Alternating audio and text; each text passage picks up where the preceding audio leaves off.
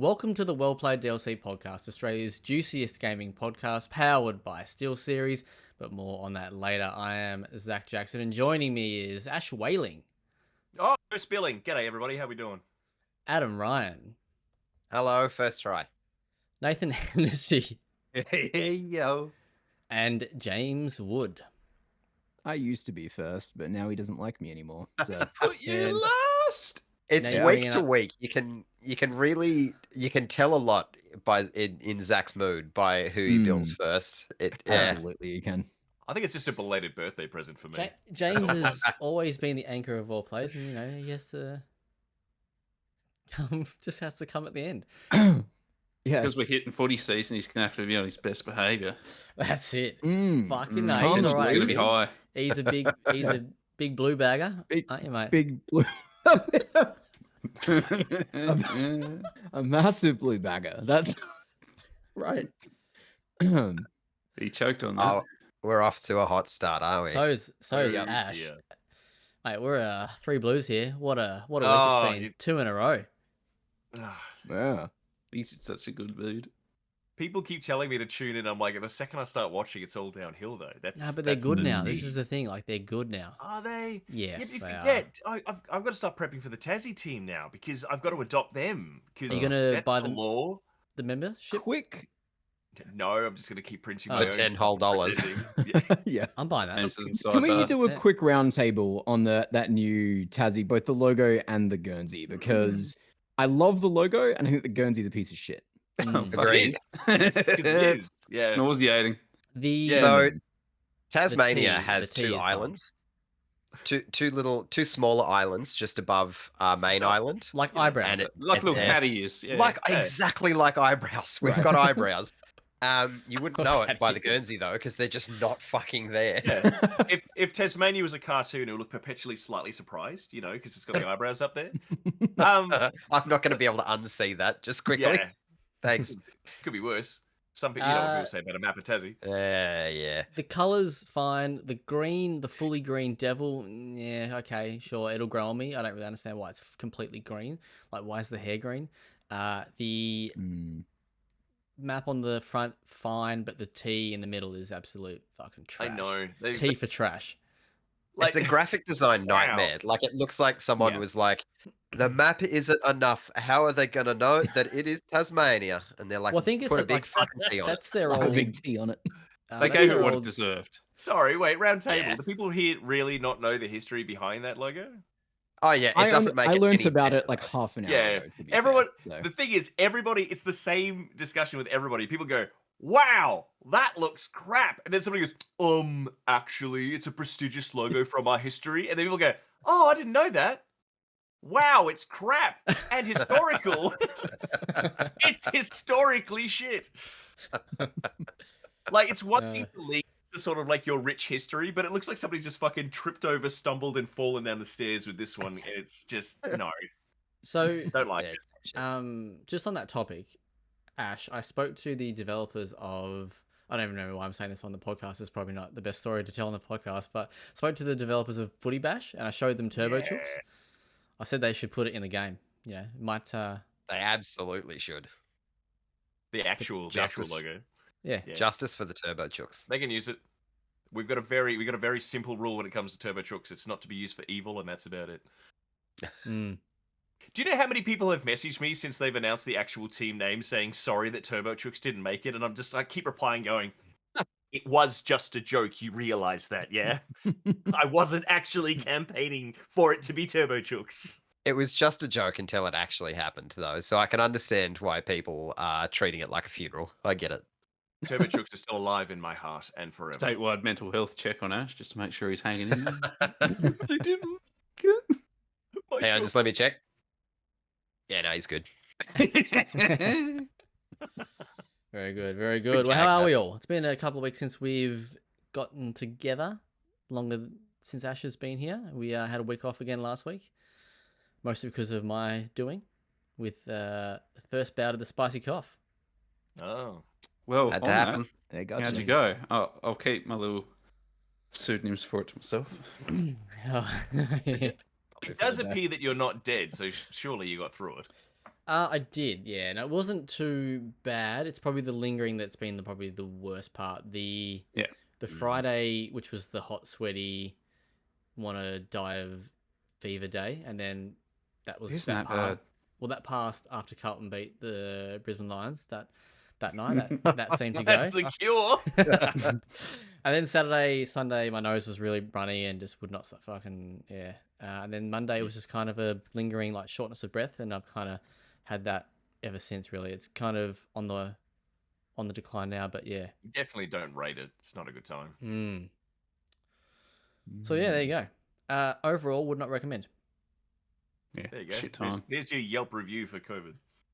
Yeah, there's people at work that are like, oh, I really wish I just got COVID so I can have a week off, and I'm like, I'd rather work than be down with that There's some people for a that week. it just barely touches them. There is a fly. Get out of here. Yeah, we can see that little bad boy. Did you get it? I'm going to release him into the wild. My fly? God. Oh, okay. Sure. Short on flies down there. How's everybody else? Just great. I think we're probably coping better than Ash. Oh my god. Yeah. See what can also get in the bin though is the heat. I'm sick of fucking Yeah, summer. yeah, I'm we're, sick we're of the heat. We're in the latter half of March and we're still copping 30 plus days down here. It's not Yeah. correct. Yeah. Autumn started, but summer didn't get the memo. No. Mm. Summer it's just gross. turning up to work. Yeah. It's been, and the worst thing is it's so muggy in Tassie. It's ridiculous. Yep, it's been dreadful. Though with that mullet, you'd be getting a nice little breeze at the back. Yeah, it's good. It's like a spoiler. I feel like I'm walking quicker, Mm. cutting through the air. Does it The like drafting mop up the technique. neck sweat? It Oh. does. It genuinely, Mm. it actually does, and it's taking some getting used to. I don't know how I feel about that. Like Just that having used to be a wring it thing when I out, had, yeah, just good squeeze, like a sponge. Yeah. yeah, Yeah. it's good. I'm not hating it. I'm not You have to hating wring it out before you enter public spaces just to be considerate. Yeah, that's it. it. You could sell that, you know. What, Yeah, Game Game of, of bathwater. Game of Let's Boy try mullet some well-played sweats? sweat. Yeah. Oh, That is fucked up. Bottle that bullet mask. head to our Patreon for that. Ugh. Yeah, right. All right. Well, what the past couple of weeks, has anyone played anything that they want to talk about before because we've got a bit of content to discuss tonight. So let's talk key things that we've played. All I'll quickly say is I finished Assassin's Creed Mirage. Good job. Just a thumb. That's it. I That did it. that ending is just nah. It's an Assassin's Creed ending, mate. It is. We need to actually. touch on how you delivered it to us. I was going to say, did In one of our chats, you said Mirage done. Thoughts? Sure. And I think that sums it up I exceptionally absolutely agreed. Yeah, It yeah. just the story was just Like, like, it's- I was chatting with Ralph about it last night, and like it's just a nothing story. Like that story. Yeah, it is doesn't need so- to exist. Yeah, and by the end of it, you're just like, Oof. whatever, man. On the Whatever, Basim. upside, at least it doesn't overstay its welcome. Like that was the saving grace for me. I mean, for Mm. you, it probably felt like 40 hours, but I think it was about for us 40 normal hours. folk, I was going to say, for Zach, it probably was.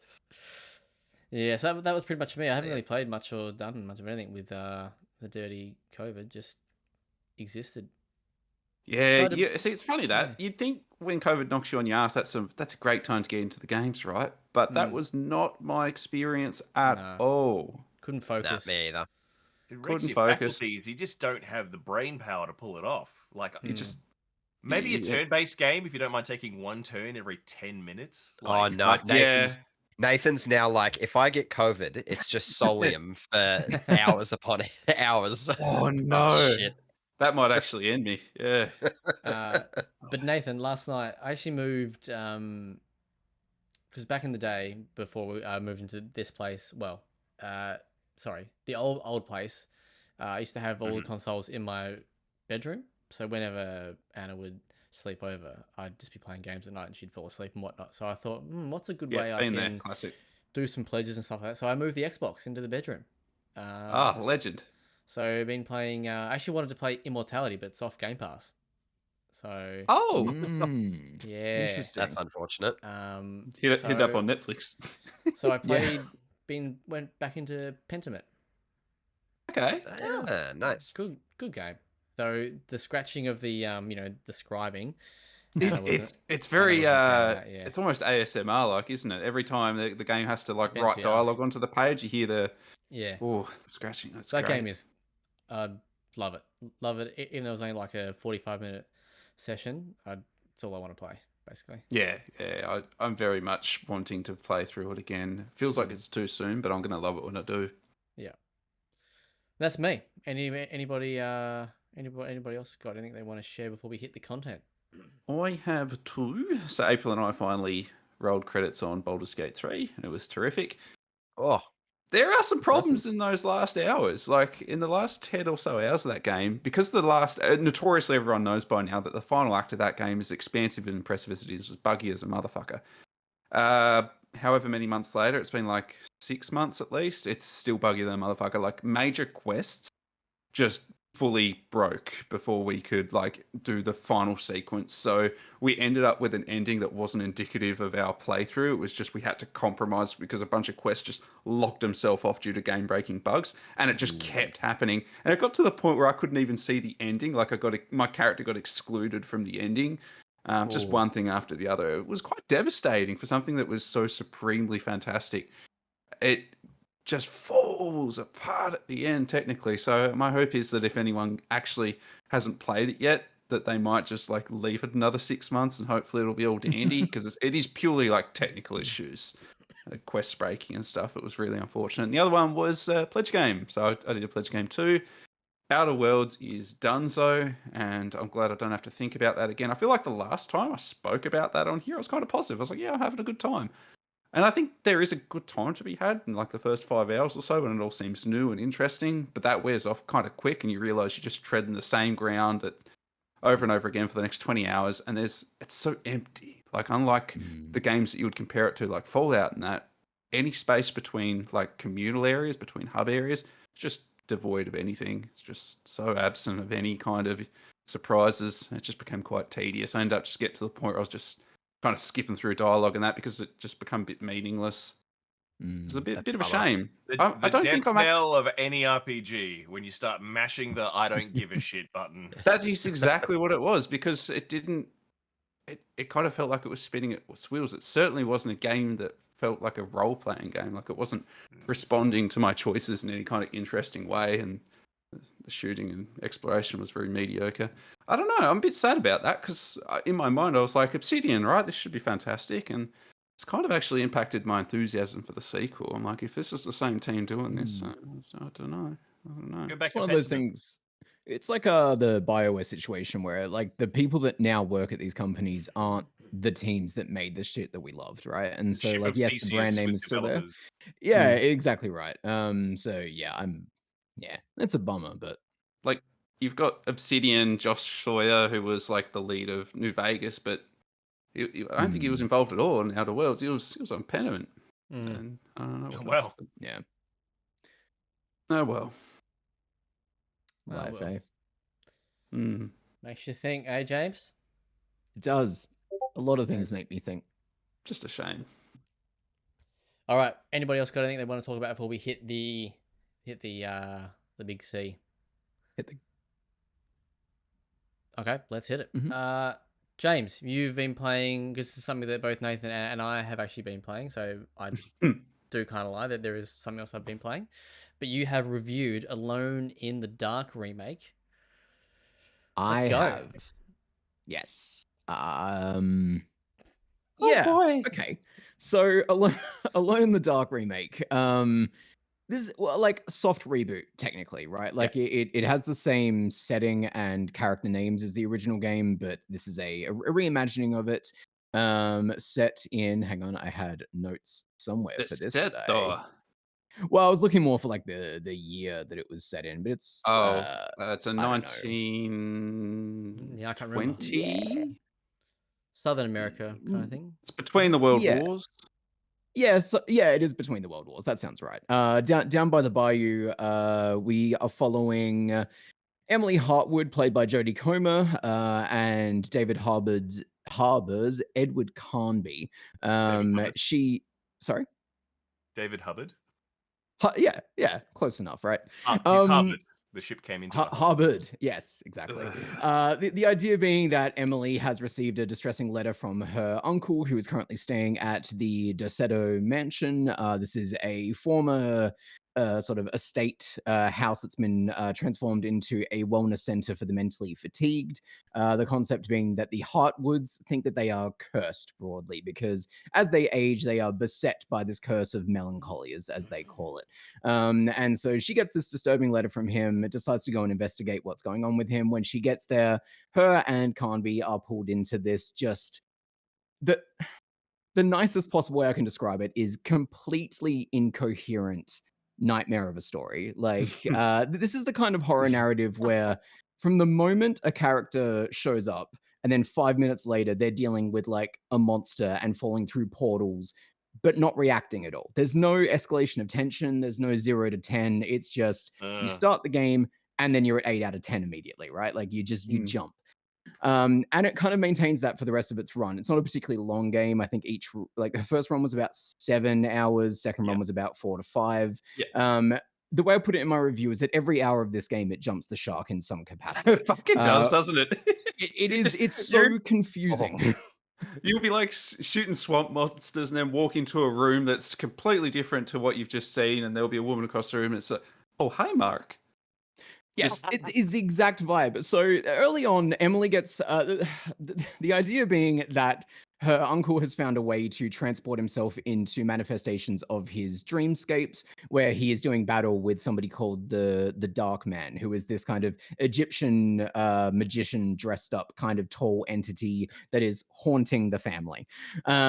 So she gets pulled into one of these instances. It's in the New Orleans street. It's very foggy. It's very atmospheric. Does a bunch of battle with these very generic looking vine monsters, very RE7 mold creatures. If you know what they look like, you're pretty much looking at it. We have a bit of combat in there. We meet up with a character we haven't seen since our childhood. They have a very odd exchange. She gets pulled out of this instance and lands in a library where a woman is reading in the corner. And the woman is like, oh, well, I do declare, welcome back.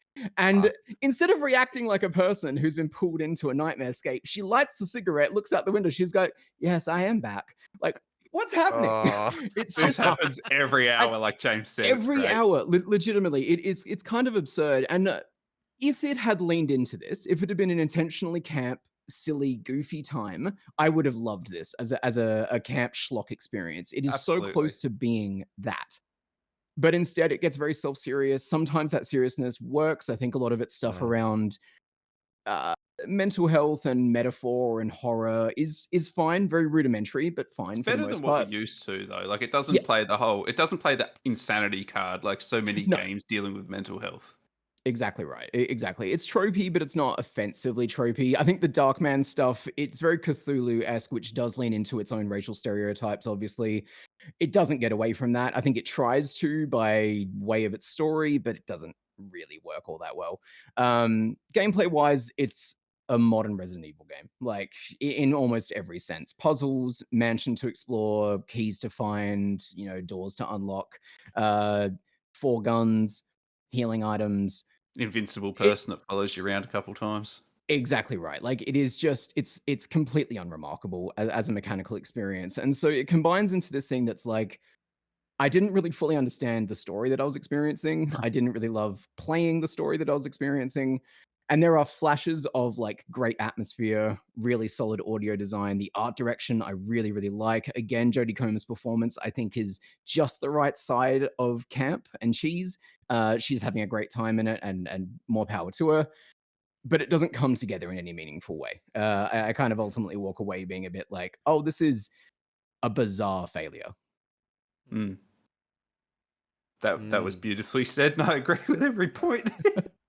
Because I've so far, I've only finished Emily Hartwood's story. So right at the very beginning of the game, after the first cutscene, the first thing you get is a choice between which character you want to play of the two. I chose Emily because this is ultimately her story we're exploring. Carnby's a tag along, and it is bizarre. That's the other thing, right? So you're there to investigate a Heartwood uncle. So naturally you play as Emily first because you're exploring that story. And then as Emily's was going on and I was being like, what? How does that make sense? Why is this happening? I was like, oh, obviously when you do Carnby's story, it fills in the gaps and he gets his own narrative and yada yada. No, just as Edward Carnby, you play through the same events, but just slightly shorter. And when specific Heartwood family related things keep happening to him, he's like, see? Like, yeah, cool. I guess you're just investigating this Sure. family now. He gets his own little narrative about midway through his playthrough. It lasts for about 30 minutes all up. And then you move straight back into events as established by the first playthrough. I've spoken to several other reviewers about this, and like we've all pretty much collectively agreed that the last half hour, 45 minutes of this thing is bonkers. You will get to it and you will have a sincere, what the fuck am I playing? Because Reaction. it It's breaks fascinating. everything that it's set up. Like every kind of Yes. story, plot beat, and everything that you've invested that 7 hours or however long into, it just throws out the window and goes, no, we don't know what we're doing here. Have fun. Don't worry about it. Yeah. Do you want another 2 boss fights in a row? Which the boss fights are also pretty average. There's some stealth stuff as well. It's a video game. Like in mechanically speaking, it's a video game you've played many times before. So There are so many, in my opinion, there's so many flashes of a pretty decent game in there. Like you see it once an hour. I mean, I think all the puzzles were fun. I think they kind of hit the nail on the head that you don't want puzzles that take you too long out of the game. But then there's just weird elements that they've lifted from Resident Evil that don't work at all. So one of the things I love about Resident Evil that they nailed right from the very first game is they tell a lot of story in logs, pieces of text that you pick up and stuff like that. But they don't keep you out of the game any more than 30 seconds. It's usually super duper succinct. When you pick up a text log in this game, it is crucial in telling the story that's trying to tell. Like if you don't read these logs per se, you're going to miss out on the majority of what the game's trying to tell you story wise. But the issue is they're fully voice text logs, and they're all about 6 to 8 paragraphs long. Like they just take forever. Like every time you pick up a clue they call them, you got to put the controller down and fucking pull out your phone or something for 5 minutes and just let it get on with it, which is bizarre. It just constantly gets in its own way. At that rate, they're basically miniature podcasts that you just run into in the world. It would have been so much better if they could just play while you're actually like doing stuff, because there's so much of the game. You can't actually walk away. No, you got to sit you there. stay in that menu. My brother in Christ, BioShock nailed that like 10 plus years ago. And it's so weird because every chapter of the game is split into 2 halves. You have exclusively one half where you just walk around the mansion, and sadly, other than one instance I can think of, there's no combat in these. You can pull out your gun, but you're never in any kind of danger, which is a shame because I've played the OG Alone in the Dark, and some of the best moments in that is knowing that you're not safe when you walk around the mansion and shit will just come out and get you. That's not the case here. Emily will have or your character will have like an episode, and then they'll switch into a completely different area that's not in the mansion, have a shooting gallery for a good half hour or so. But the thing is those areas in the mansion are so slow. Every door is a load sequence, kind of like the OG Resident Evil, except it doesn't like zoom in on the door. It just kind of like takes a while to find the doorknob. Yeah, it's like a fumble, and then door. they push the full thing open, and then they start walking through. And this place is full of fucking doors, isn't it? That would be a great opportunity to, play your voice logs. Let's do something while we're just trudging around this mansion. Roaming, yeah. And so much of it is backtracking because every time you open a door, half an hour later, the door's magically locked, and it's just weird, man. I don't get it. But I couldn't help it, man. Every hour there's like a little nugget of goodness in there as well. Like you said, like the atmosphere is there. The sound design is way better than I expected. Like the sound design is one of the best little like parts of shuffling of feet and the cloth rubbing against each other as you're walking. I was like, yeah, you're doing this. You got it right. Every time a weapon fires off, the acoustics of the environment that you're in is like next level. It's surprisingly brilliant for the game that it's in. Did you find that I found that the little I don't know how what would you call it, like the little music sting that would play like the music would play like randomly, but it was all the time. Right, yeah. But it doesn't like rise and fall with the tension of the actual gameplay. No, it's just like you'd Hey, be just you're walking around. walking down a hallway. Do you want a little like? Yeah. Not great. I'm far more sour on it than you two. I actually pretty much hated this thing. I hated playing it. I gave up pretty early on. I thought the mechanics, like the way that it plays, is just boring and dull. Oh yeah, it absolutely is. The majority of Yeah. each chapter is, as I say, it's Yeah. just trudging around a mansion, And and it's not like it's not interesting in a way that the Resident Evil games are interesting. It's No. heavily scripted and super reliant on very frustrating backtracking that doesn't really communicate anything to you. You don't know a door's locked until you try it, then the next door, then the next door, and gunplay fuck is me. bad. Yeah. And like I don't know if you guys had It's this survival, occur, yeah. but occasionally, every now and again, I'd get like trapped like in a corner. But like, Oh so the mate, I got monsters- so the stuck on monsters would, every like- fucking object. So the monsters would like flip, they'd do that like that kind of attack. But Oh yeah, you If get you- like stun locked very easily. but yeah, so if you run out of ammo, as in you have to reload, like this shotgun is a good example. When you come back to the mansion in that library and you get this shotgun and then you fight those creatures. I got trapped in a corner twice and I couldn't, like, I shot like one of them, but the second one kept getting me, and then every time I try and reload, by the time I went to put the bullets in the Disrupts gun, animation. I'd fucking I just didn't find it fun. I thought that the atmosphere was pretty good, decent. I thought the concept is quite neat. Like I really do like that premise of being in that thing. But kind of like you said, James, there's all this cool shit that's going on, but it's so like nothing. Like None of it ties together. yeah, No, And but there's yeah, the A no- and B plots are concurrent, but they're not. They don't touch really until the very end of the game when they throw both of them out and do a different thing. But it's Oh, also God. like what? Like why is this fucking house full of rich fucking crazy kooks? Like, but it's just like, Yeah, that's it. Like You nothing. got to stick around for the text logs. You got to spend 20 minutes yeah, listening to them. I can tell you, as soon as they came up, I was like, circle out of that, no chance. So you'll never know. No. Yep. And all those There collectibles, you like go. I don't know, man. Like those Yeah, lame- so you can find little things around the place that if you collect a certain set of them, it unlocks a part of the lore, I guess, or the mystery of what's going on in the house. And if you give those to certain people, you can even unlock different endings. So that I had a look at the trophy list. There seems to be quite a few different endings to this thing. Oh. Why you would play it more than No. once? Yeah. Anyway, I guess there's one thing that I'll quickly jump on is this game's buggy as a motherfucker. I have had a hard crash, at least one, every hour. Like I've had to Really? reload this game. Oh fuck yeah, Ooh. man! I've gone through the environment. I've got locked onto textures. I've recorded it all brilliantly. I've had issues where my character is. Happens all the time. Just stops being able to interact with anything. The upside, kind of, is that people stop being able to interact with you, so you become invincible, but then you can't progress a lot of the time either because you'll be blocked by a door that you now can't interact with. Yeah. I have had non-stop bugs Yeah, throughout the to entire be fair, experience.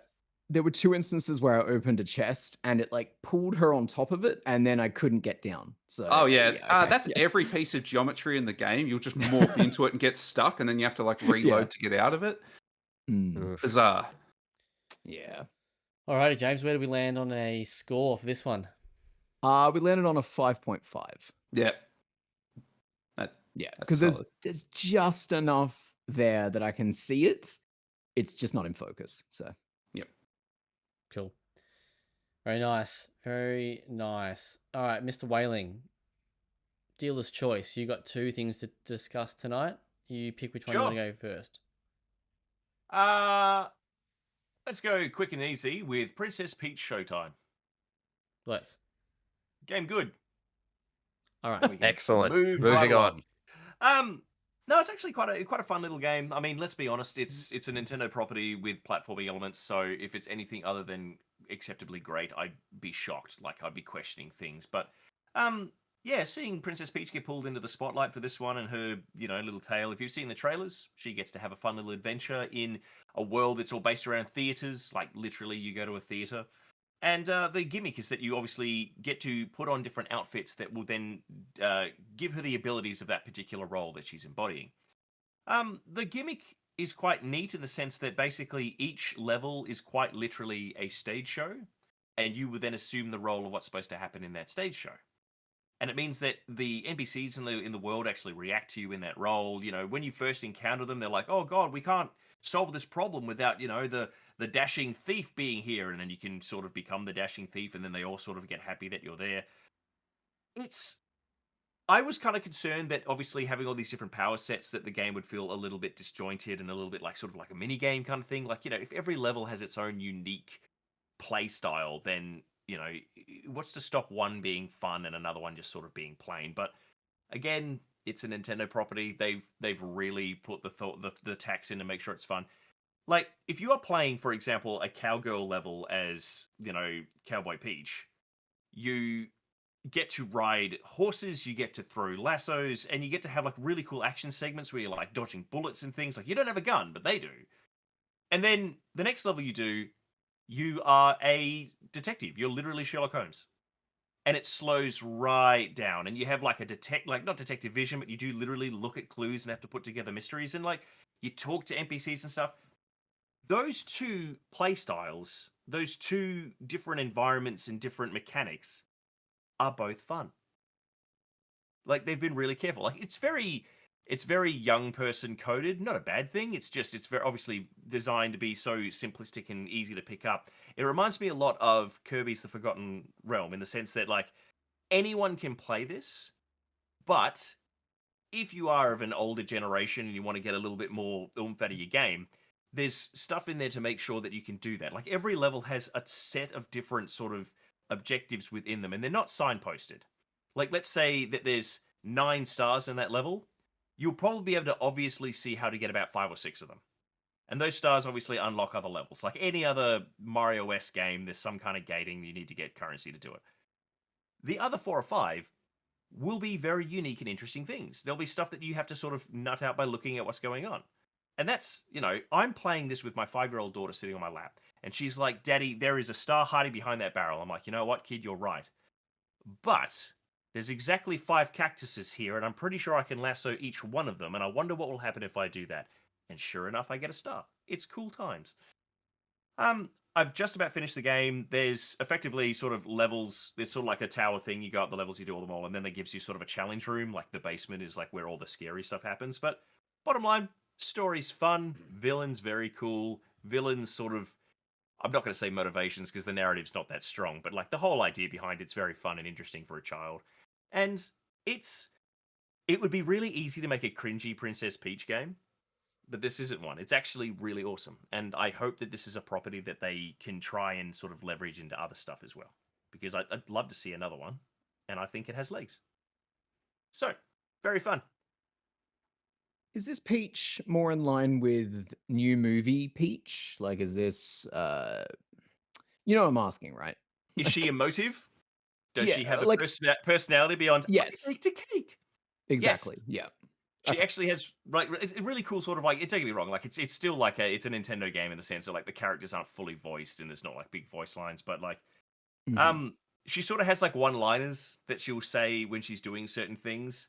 And she does get a bit of attitude in some of the outfits that she puts on. Like when she becomes Cowgirl Peach, she's just like, yeah, let's ride. And like, okay, that's kind of cool. And at the end of the levels as well, she sort of talks a little bit of Princess Peach shit about how well she did. Like, yeah, Okay. that takes care of that. And you're like, okay. I have to say, Dashing Thief Peach is really cool because like she literally like hacks a door and says, "I'm in," and I'm like, Right. That's I'm good. here for that. That's great. But yeah, apart from that, it's just the usual like text on screen, and she goes, "Oh, Well, okay." But yeah, it was That's just Nintendo. Yeah. I just remember Yeah. when they changed the cover art so that way she actually had expressions on her faces, and people were like, "Oh, you can't do that." It's fitting because that's how it's like in the game. Like when you play, Okay. Ninja Peach, she's super cool, and when you play, I will just say, just as an aside, it's weird, but like out of all the cool things like Ninja, Baker, Dashing Thief, Private Eye, Figure Skater's probably been my favorite. Just because it's a really cool mechanic and just the levels are really fun, and I defeated a boss by outdancing him. So, I always appreciate that. I Like- love Sonya a Harding dancing Peach, boss yeah. fight. Yeah, it was like it set up everything. It's like, this is a boss fight, and I was like, all right, well, I don't actually have a way of hitting people in this outfit. What do I do? And it's like, oh, I just gotta pants him by dancing better than he can. Got him. Really cool. Really enjoy it. Nice. Do you have a score in mind at the moment, or are you still? Look, I'm hovering between like an 8.5 and a 9, and the reason that it's not, I'm not jumping into the 9 camp is because it does have these weird performance issues that I just can't really explain for some reason. Like, it like the game hitches before it goes into a cutscene every time. Every time, just a quick, and then it happens. And it's not because it's loading a cutscene. These are in engine. I can tell because the outfits I've bought are appearing in these things. Some of them are pre-rendered. I can tell that much. And then the loading screens are just abysmal. Like, the game slows to a crawl. It has this really nice, aesthetically pleasing sort of like curtain closes, it loads, and then the curtain opens again. But the second it hits that loading screen, it drops to a stuttery like 6 to 10 FPS, just bap. The lights that dance over them are all jittery and terrible. Even the little sort of aesthetically pleasing spinning thing that represents something's loading, it's having a conniption. And it doesn't impact the gameplay at all. But it's between every level that you do. There's just this quick reminder of like, oh, by the way, here's just a heaped, like, a nice big steaming pile of garbage to remind you that this game isn't perfect. And it's like, okay, fine. So I don't know. But Cool. apparently people have seen that in other recent titles from Nintendo. So maybe they just went, you know what? Who cares about loading screens? It's just weird. Usually you're used to the polish coming out of a Nintendo product to be absolutely mirror finish chrome. So it's weird. Very good. All right, we'll look out for your review on the website later this week. Well, it would be up now when this podcast goes up. I will very, very quickly chat about a game that I've played over the past couple of weeks.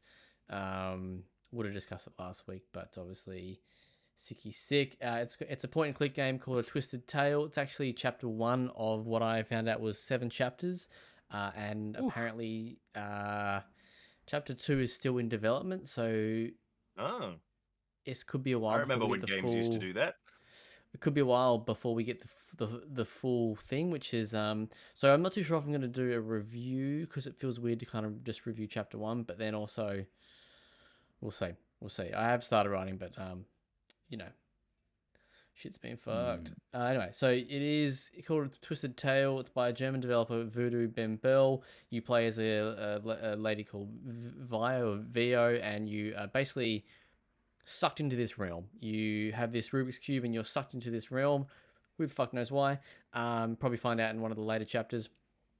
And then from there, you kind of have 6 to 8 different... No, probably not even that much. Probably, 6 different areas that you can explore. Artwork is phenomenal. It's all hand painted? Question mark. It's something. It's hand something or other. But yeah, it looks kind of like there's a lot of Disney there a little bit. So if you do check it out, it does have those Disney kind of cartoony kind of vibes. But yeah, basically this game commits, I think, the cardinal sin of point and click games of the modern era, and that is the pixel hunting, the bullshit Click logic, on everything. the fucking... And this game has so many things to interact with in each area. So there's one area where you're in a tattoo parlor, and you can look at all the different pictures on the wall. So you don't know if they're fucking worthwhile or worthless in terms of interactive. There's when you're in this antique shop, and you can look at pretty much every single fucking antique that's in this store. There'd be like 20 of them. So there's no like a lot of the good modern games have like a little button, like the space bar, for example, you can push, and it highlights the key items in an area, right? So it kind of helps you. This game has no hint system, no objectives, no thing to kind of help you. No detective mode.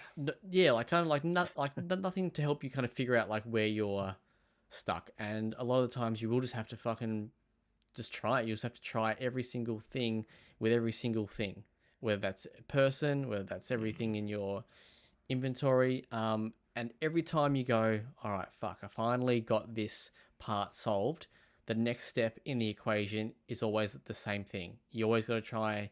So it's like there's a lady in a restaurant who needs to clean her fucking false teeth, and there's a guy fishing with a bucket of water. You basically got to get you got to get the water from the bucket up to the restaurant so she can clean her false teeth. And then it's like, okay, cool, you get that, but no, you gotta actually put the detergent in the fucking glass. And where do you get the detergent from? Who the fuck knows? Just got to go through all the environment. Anyway, probably give it a 6. It took me fucking ages too. It took me fucking ages. This is chapter 1, and I think I played this game for like 10 hours. And I reckon like 8 of those are like legit hours of me just trying to figure shit out. Dear, oh dear. What do you like outside of the art? I actually think I'm assuming you like the art. The art's really cool. I think there is a very good sense of it does capture the retro feel of these games in terms of the story and that sort of stuff pretty well. And if you can get on a roll as such, like maybe I'm just an idiot, I don't know. Then it's actually not too bad. There's enough here that wants me to play chapter 2, but chapter 2 fucking needs to deliver. Yeah, Well, you're not sticking around for the next 5. Well, man, that could be years away. But I think I think like the writing's pretty cool. I'm intrigued as to what this world is about, and why we're kind of going through these realms. But yeah, just that puzzle solving part is just frustrating, very very frustrating. There you go. Shout outs. Shout outs to that game. All right, Nathan, talk to us about Dragon's Dogma. Give us a little bit on that. Yeah, this is scary. Put me on the spot here. So I've only got about 6 or 7 Dogma, hours in. It's an unknowable beast. Certainly is in the doco, isn't it? Here's a wanky line for you. It's the platonic ideal of a Dungeons and like a Dungeons and Dragons LARP. What I mean by that is the game world is set up in such a way that you immediately, as this is an action RPG set in an open world. You were going to make your player character with what I thought was a pretty fantastic character creator. The reason for that is you can customize your teeth. That's what pulled me in. A character creator's got to have one thing that makes it unique. This is teeth customization. You can make some real toothless bastards because you get to individually customize the teeth, and that's just a fucking winner. I love that so much. And then you get some. You build out a party with these things called pawns. If you played the original game, you know about this. And pawns seem to play a lot more into the narrative this time around, which is cool.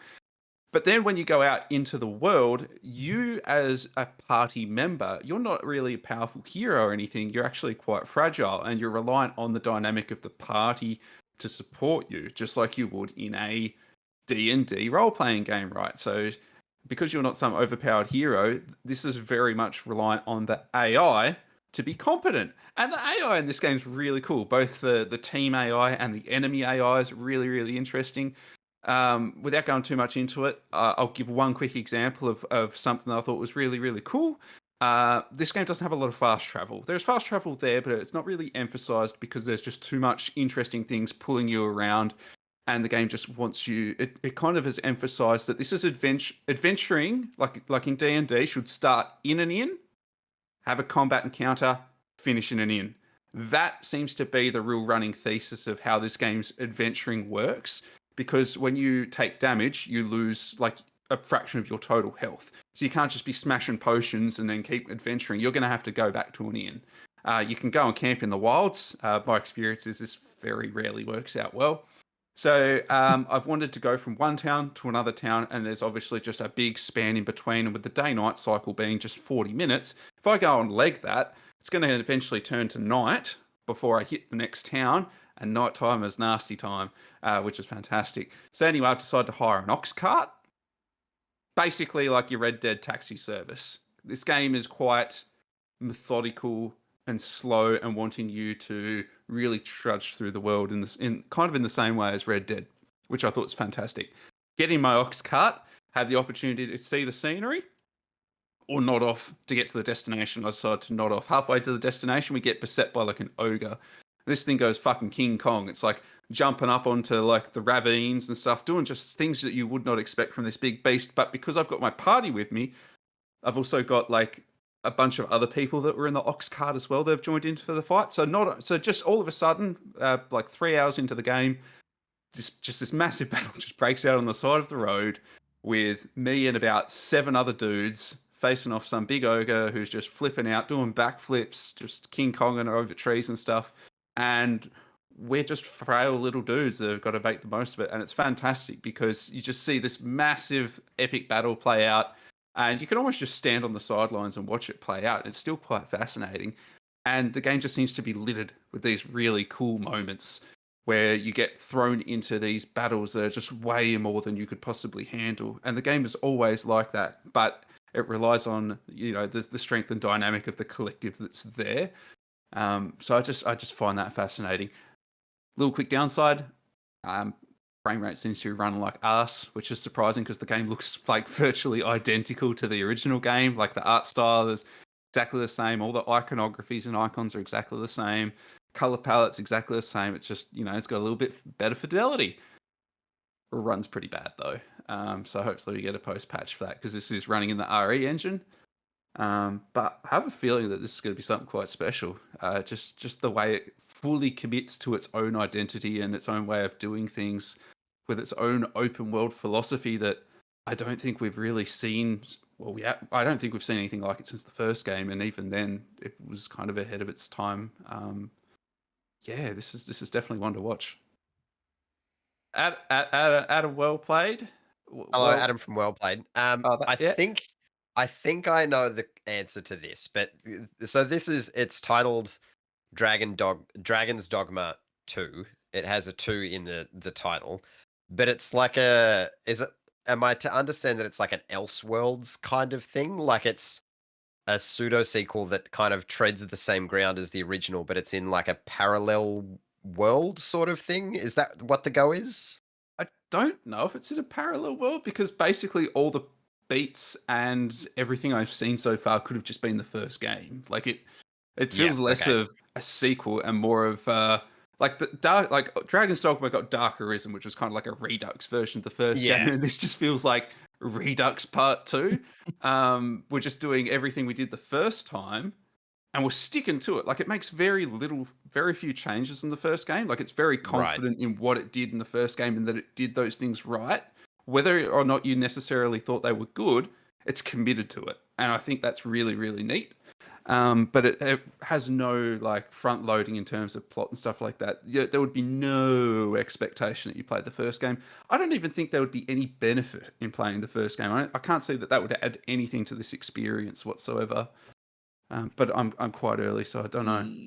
The only part that I think would add to this experience is going in with a little bit of foreknowledge about the pawn system, not mechanically, but lore-wise, because it does seem like from the very jump here, they're doing some very interesting things with the concept of Absolutely. essentially like a race of people born to be magical slaves, Yes. but not in the Final Fantasy way, in a different way. That's less.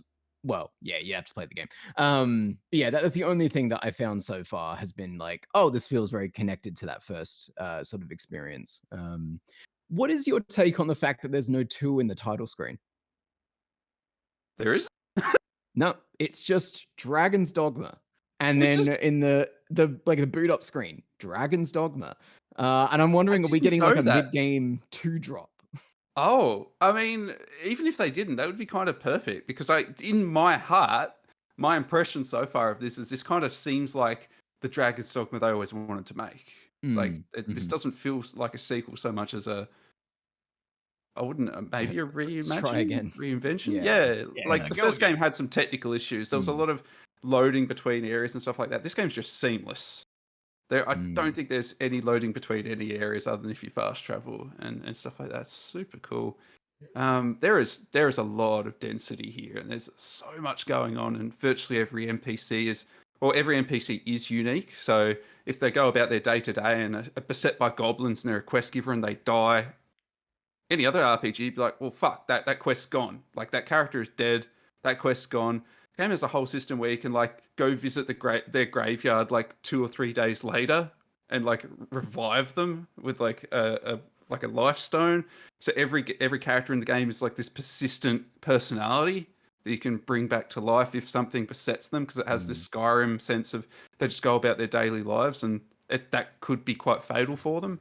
It's it's as I say, it's unknowable. It's just Yeah. phew. I think persistent is a good choice of words. There's a moment, like I think the very first quest you get, there's obviously tutorial boxes, and it pops up with like, and I think the box is literally called like a warning about quests. Oh And it's like, yeah. hey, bro, this game is running on its own clock.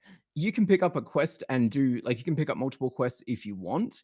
But if you do that and somebody says, I need you to help my son, you need to go and help her son or he's gonna die. Yeah, That timeline will progress even if you're not there. And I think that's very, very cool. Oh, Yeah, because you've only got one save. This game doesn't let you save. It's like you have one session, you're tied to it. We decide when it saves. Fuck you. I've already had an issue where not an issue, a quest where like some kid was taken by wolves, and it's been like I'm like 2 days after. It's been 2 days later. I still haven't found this kid. I'm like, he's probably He's dead. dead. Because He's gone. Yeah. the process of time is so important in this game. Not just quests, but like even the stuff in your inventory. Like if you've got like an unripe banana, 2 days later, that banana in your inventory is going to be ripe. 2 days after that, it's going to be rotten. Like everything's so persistent on its clock. It's fascinating. that is very cool. Mm. Very nice. Well, cool. We look forward to hearing your thoughts next week or so about that. All right, a couple of big ones remain. Ash, want to go with yours first? When we talk about bears, That's it. bears. Unless you All right. bring in anything else to the. Dragon's Dogma. Oh no, I'm not playing it. I can pretend. Yeah, I really like the part with King Kong in it. Cool. Moving on. Anyway, Me too. the other game that I've been playing alongside Princess Peach, just for a healthy dose of tonal whiplash, is Bears in Space from Australian developer Broadside Games, of which we did a talk through with, and there was some neato stuff going on. I finished it like yesterday, and it is a hell of a game. There's a lot in there. It's a girthy game. It is a big portion of game. It doesn't overstay its welcome. I'll just say that. Like, it's a lot of game, but it's not like, I feel like it's not the kind of game you should binge anyway. Play it in portions. What kind of game? It is a first-person, frenetic, bullet hell type boomer shooter.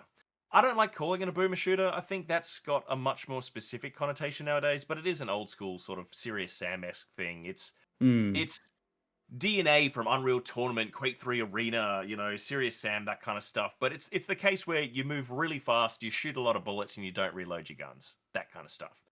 With the modern thing of bullet hell being that enemies shoot much slower moving projectiles and you got to dodge around them.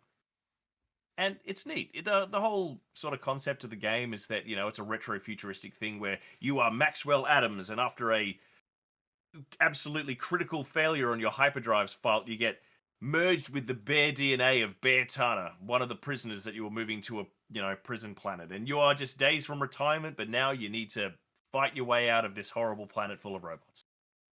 And from there, shooter-wise, it's more than competent. It's very fun. It sort of does that whole mix between like the sort of gauntlets you got to charge down with like things coming at you from every direction, and then sort of having those arena style areas where you sort of enter a room and there's like a big round area with jump pads and things to swing from. And then just en masse enemies, and can you get through them? And how are you at swapping guns and, picking up things that are going to keep you alive and reload your guns and stuff like that? Super competent. Even mark above. B+. Very good. The real hook of the game is that there's not a dash of comedy added. There's just like a deluge of gags, skits. I'm hesitant to call them memes because I turned 38 yesterday, but we'll still call them memes. But basically, the guys working on this game, it feels like they made the game for each other and then decided to release it for everyone else. But it's okay because none of it's like inaccessible. It's all like references to like old games, movies, TV shows. Like for example, one of the weapons is like literally a basketball launcher, but it's a basket cube launcher because the ball is square.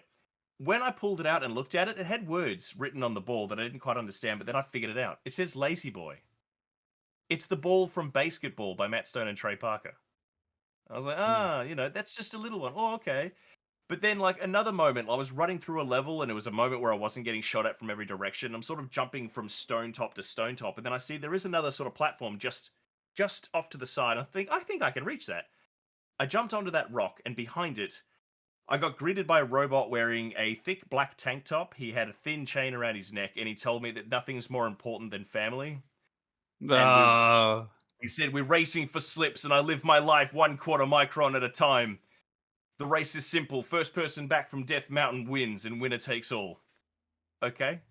So I toddle over to my vehicle and I get in there. The race counts down, and the second that they say go, my opponent screams off and smashes into a rock face like a missile and blows up. My car takes off like a Scooty Puff Jr. and just sort of slowly goes around Death Mountain and comes back. And you know, I've sort of had a gag of like that was silly. I land, I get out of the vehicle, and I turn around. There's now a robot in a big, magnificent wig saying, "Have you seen Vince? I've been looking for him everywhere. I sure hope he's not out there living his life 1/4 micron at a time." I didn't have the heart to tell her, so I just collected my winnings and I left. But each one of these little skits you do, like, gives you money. They're all really snappy and quick. If you don't find one funny, you might find another one funny. They don't dwell on their punchlines. It's just rapid fire, bang, bang, bang, bang, bang. And so my main appeal for the game is the fact that it's a secret hunter's delight, because these things are not just sort of hidden, but they're also sort of carefully protected in the sense that, like, you do need to sort of solve puzzles and things to find them. And that was a blast for me. Like, I would do like a puzzle, and the payoff would be that I would help a robot solve the murder of another robot, and it turns out that the person trying to figure out the murder was the murderer. And the way that you figure this out is that every time you bring him a piece of evidence, it's just like, "Hey, look, I found this oil-soaked tie," and he's like, "Ah, yes, it's a sharp tie for a sharp man." And then he just puts it on, and you're like, "Hold on." Then, like, you find like a stash of like empty drink cans, and you go back, and he's like throwing one away. He's like, "Oh yeah, then something happened to this stiff, definitely." And then when you solve the crime, it's like, "You couldn't leave well enough alone, could you?" It's just, it's incredibly stupid, but it's incredibly sincere in the sense that, like, it's just coming from a place of passion and joy and fun. The people who made it clearly care about the things that they're putting into it. And honestly, the thing that I love the most is just, at its core, it is an incredibly competent shooter that is very fun to play. It has a ridiculous array of weapons. The shooting mechanics are really solid. Weapons upgrade through use. So if you have a favorite gun, it gets better and better based off you using it. Some of these upgrades are completely madcap and ridiculous. The starter pistol, for example, has infinite ammo. So I used it a lot just because it's like this big retro futuristic, like old style rocket ship shaped gun that literally goes pew, pew, pew when you shoot it. Its first upgrade, I started dual wielding them. That's excellent. I love that. I was like, that's great. cool. That's good. And then I saw it upgraded a second time. And I'm like, okay, what happens next? Of course, it upgraded again. And now there's 3 of them. And you have Oh, 3 what? hands Oh, holding what? them, man. Bro, you just sold me. Like, It's- I've played the first hour and a half of this, and it was like all right, but it didn't grab me. And just hearing that alone, it's like, okay, Yeah. I'm kind of back in now. It also helps that it likes to lean into some video game tropes, but in a way that's really sort of fun, is the fact that, like, every level has a very specific theme, and they're just themes ripped straight out of like old school games. It's like, yes, there's going to be, like, you know, a spooky wood level. Yes, there's a factory level. Yes, there's like a dungeon level. They're just completely accepting that this is what games were like back then, and that's cool. They've done really good things with them because the maps are fun to traverse, and like exploration and like hunting for stuff is really neat, and just the amount of loose ends that you can find in the game from stuff that you might have missed earlier. Like, I mean, Adam mentioned during talk through that he found a birthday invitation. Then he found like a party that he was allowed to go into because he had the invitation. I found the party, but not the invitation, so I was crushed. I knocked on the door and they said, "This is invite only. Get out of here, loser." And I was like, "Oh." But yeah, at its core, when you finish the game, there's actually a really neat sort of way that you can go back. It doesn't have a new game plus, but you can replay any level and keep your progress anyway. So it sort of has like a new game like lowercase plus, if that makes any sense. And obviously within the game, if you go to one of the vendors, you can actually buy like a map to secrets. So if you want to go and like see, like, because like all these skits have had so much work put into them, they're not just like little gags. They're like full on scripted voiced events. that like you see some of the names of them in just the challenge area of like the tab menu, and you go, okay, I think I understand what that reference is, but I didn't find it, and I really want to see what they did with it. So, and me just burning through it was about 11 hours of gameplay. Okay. And that was me trying to be conservative. Like, I wanted to do every single thing, but I sort of drew the line of I'll do like 4 out of the 8 challenges on most of the maps, and I'll go back for them later. But I dig it really hard. Nice. It's not going to be for everyone, but for the people who it is for, they're going to eat well, really well. Very good. But what number are you thinking about slapping on it? Oh, I'm thinking a big girthy 8, just because it isn't perfect, but what it does well, it does very well. Very good. Nice work. Well, we look forward to checking out that review, and talk through will be up. Well, that'll be up now. So hopefully you've watched that and watched Ash play through it while Adam and Nathan chat about it with the team at Broadside Games. All right, James, Yeah, mate. give us a couple minutes of your evening to chat Rise of the Ronin, because you forgot about it, didn't you? Yeah. Well, no, I put it in shoutouts because I didn't. It's KS's review, but look, let's. But you're here. Yeah, it's a big game. All right. Rise of the Ronin. It's fine. It's overwhelmingly fine. So this is the Team Ninja open world. Give Team Ninja an Assassin's Creed game and see what they can do with it. It is basically where we've ended up here. What that has meant is that a studio that is really well known for their super challenging and relatively off-putting is the wrong word, but it is Souls-like combat, and so like some people bounce off of that pretty heavily. It is notably difficult. In Rise of the Ronin, they have made it far more approachable. It is a streamlining of Team Ninja sensibilities placed into an open world game, ostensibly without the checklists that weigh down something like an Ubisoft title, but they have effectively made a very standard open world experience. There is no checklist, there's no tower, but you will be doing those same things. It will feel much the same as every other open world game you've ever played, unfortunately. It's set in the sort of towards the end of the Edo period in Japan's very tumultuous history. This is sort of the turn for the country where America and the UK have arrived in these big warships. They've brought guns, they've brought new culture, and they've effectively infected the land with a very Western way of doing things.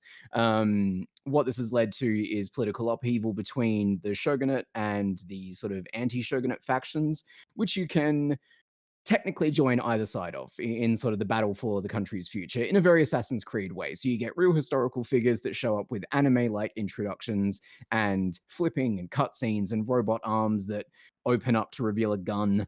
There are flashes of the absurd, but this is for the most part technically a historical drama.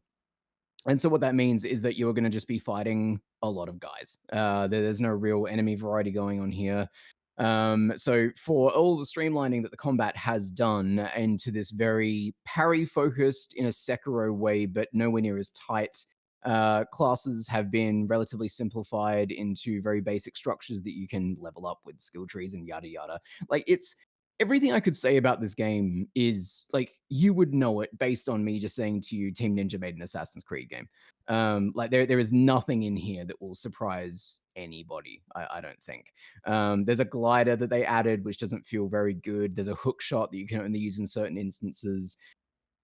It's fine, but it's not great. I wouldn't call it all that good, in my opinion. I think it is a approachable entry point if you are looking for a way into this kind of combat stuff.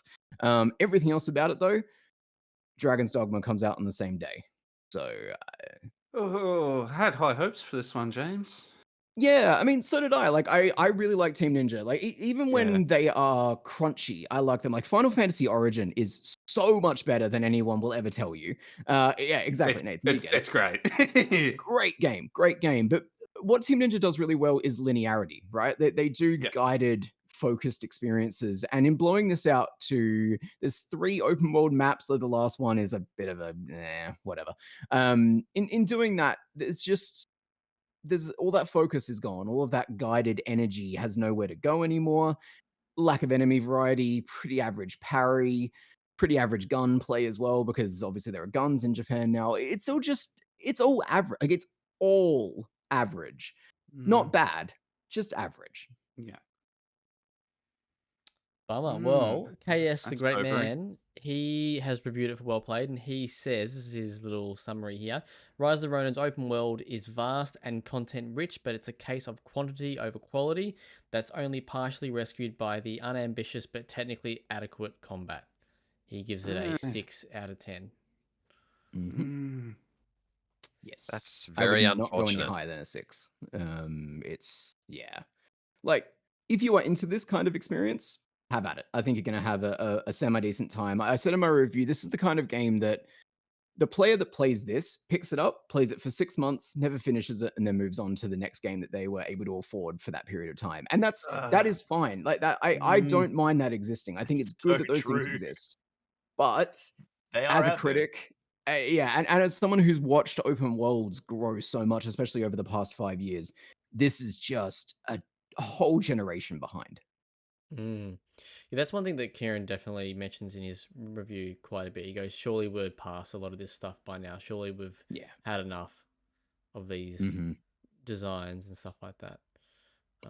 Yeah, very much so. I think a good comparison point is that, like, Nathan, like, there's the first town you get to in Dragon's Dogma 2, a guy was like, hey, can you go and help my squire out? He's collecting herbs in the Hilllands already, or whatever. And I walked out, and getting there and just walking through it, I felt as if I was walking through a reactive bit of nature that felt as if, hey, like, maybe I should put on better shoes to be walking out here because I don't know what's going to happen. And with Rise of the Ronin, you get the big Breath of the Wild moment where you walk up onto a hill and the world opens up before you. Then suddenly the map opens and it's like red area because there's still enemies here. And it's just very, oh, okay. All right. Yeah, that veil of video game is very much kind of not. It's not really there in Dragon's Dogma. Like you don't really see how the sausage is made. Yeah. Yeah, exactly. Sad to hear that about Rise of the Ronin, though. Yeah, I me too. really had probably unreasonably high expectations for this based off the trailers we've seen that gave just such exciting vertical slices of that. Yeah. Yeah. Rise of the Ronin 2 could be good though. Like as a first draft, let's build from here. Make your Assassin's Creed 2, you know? Sure. Yeah. Yeah. There's absolutely, if this tanks, there's no way that Sony invests in this IP again. They have shown It's going to that be a Days Gone. Days Gone, fucking, the Order, whatever you want to fucking bring up, right? Like The Order. Anything that doesn't hit a level, is fucking dead to them. So that's such a shame. Yeah. That'll come up in the news, actually. Some foreshadowing for you there. Oh dear. What? Don't worry about it. Throw to the ad. Throw to the ad. All right. Mr. Whalen, what are you doing here? You should be in the other room recording the ad, which we're about to hear right now. So take it away, Ash. SteelSeries is renowned for its innovative and award-winning products that elevate your gaming performance and experience, and the new range of Alias microphones are no exception. Alias microphones feature a capsule that is 3 times larger than most microphones on the market, giving your recording richer and deeper audio. And with the free-to-use Sonar software, AI-enhanced noise cancellation eliminates the background noise that other cardioid microphones will capture. With Sonar, SteelSeries has tailor-made an audio suite that offers the complete solution for content creators who want to manage their EQ levels, personal and stream mix, and it works seamlessly with programs such as OBS and many, many more. Available now, Alias microphones and Sonar features everything you need to take your content creation to the next level. All right, very, very good. Thank you, Ash, and thank you once again to SteelSeries for sponsoring the WellPlayed DLC podcast. Go check out any of the Alias products or any SteelSeries products. They do make some good stuff. They're worth stealing, as we have found out. Isn't that right, Ash? Oh, yes. Yes, we're going to go with that story? No. Products so good, they got stolen from me. How's that? Done. Moving on. All right, cool. Let's go to the news. Oh, sorry, excuse me. Let's go to the news. Let's do it. Let's go. So PlayStation has decided to shut Deviation Games before their first game was even revealed. This is awful. So Deviation Games were formed in 2020. Question mark. Just for my own clarification, did Press Start... yeah? Sorry, this is from Press Start. Sorry, reading the wrong thing. Did PlayStation actually shut this down, or did they close themselves? Like, because I when mean, I they're was, owned by PlayStation, are right? they though? I thought they So- had a partnership for a game. I don't know. No, If I think they were.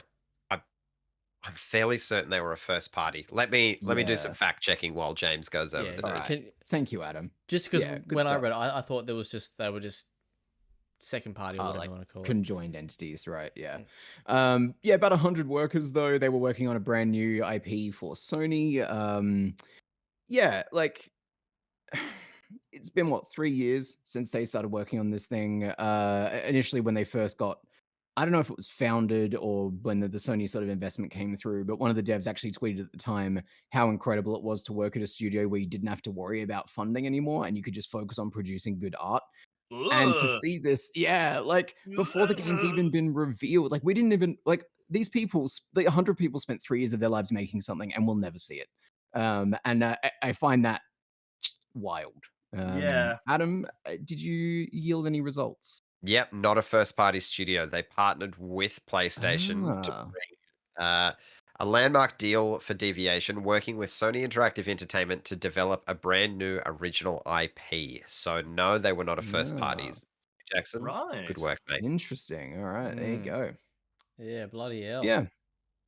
Bloody hell. Oh, thank God Zach was here to swoop in and protect the multi-billion-dollar company from Absolutely, getting yeah. some bad press.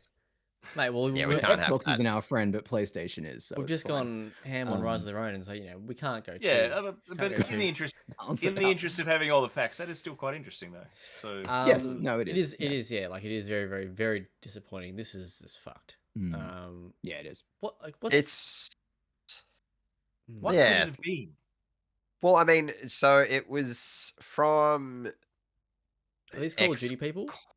ex Call of Duty people, so we can assume that maybe it was a Ooh, shooter of live some sort. service, I maybe? was gonna say, are we maybe just seeing a holdover from that, where that bubble's Yeah. kind of, if Yeah. not burst, it's bursting, or it's mean- getting Mhm. very thin, How and long maybe ago was it that Sony said like we have this many live service things currently in the pot? Do you think maybe this Yes. is one of them, and they've just sort of gone, we Mhm. might just cut this raft clear of the mothership? Yeah, so it may not be that it's a PlayStation studio that is getting the axe, but PlayStation very well might have come to them and been like, maybe this isn't going to work out so well. So, yeah, I don't know. Yeah, I It can see definitely, looking at the people at the head of the studio and what they worked on previously, it does strike me as something that may have been live servicey that Mm. maybe they just didn't have a future. That's how I read into that. Regardless, it's a shit story. It's terrible for people to lose their jobs,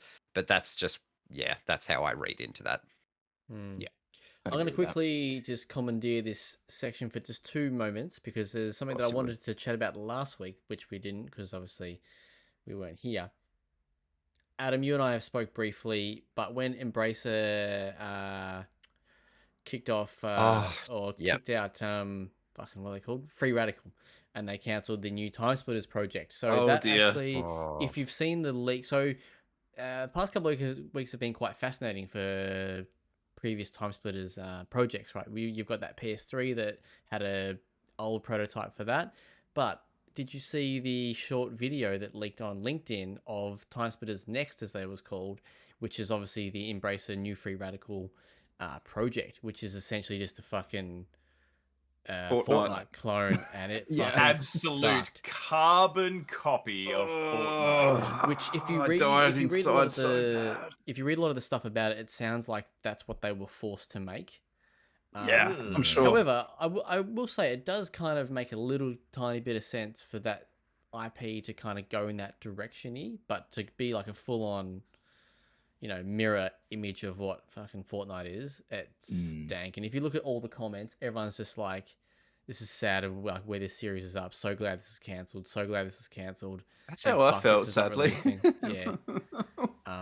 It was support funny Fortnite. how our conversation went, the conversation between Zach and I, because he sent me a message saying, "Hey, did you look at the gameplay?"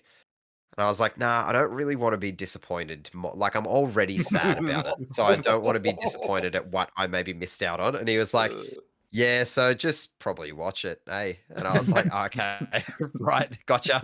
And yeah, no, it turns out the man was right. Yeah, fuck, it looked rough. It looked rough as guts. See, I Yeah. mean, it makes me sad regardless. Even Yeah, like yeah.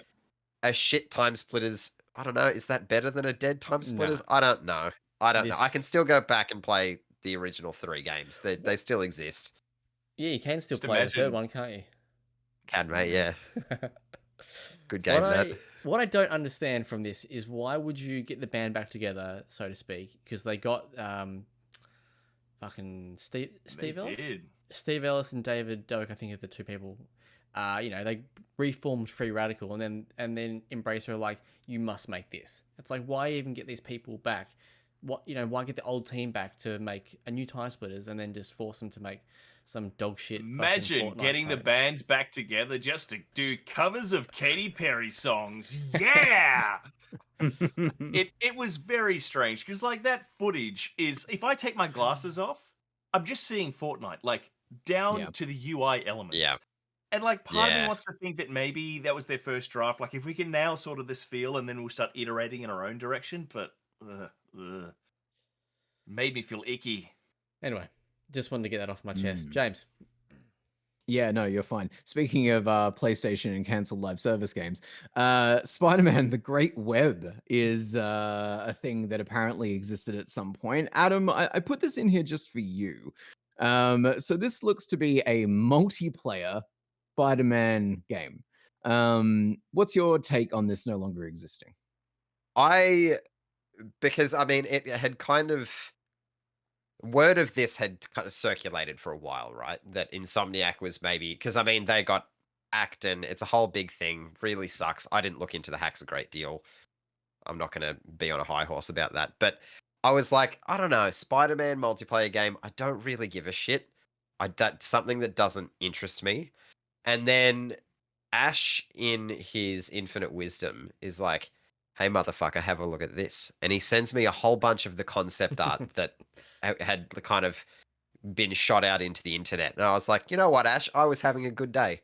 And know. now I'm not. Because it looked fucking cool. And all of a sudden, I thought a bit harder on it and was like, if anyone could make that concept work, Insomniac probably could do it.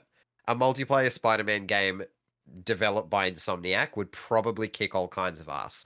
So seeing the little bits and pieces that did exist at one point makes me fucking sad. Go on, Ash Whaling, you day ruiner.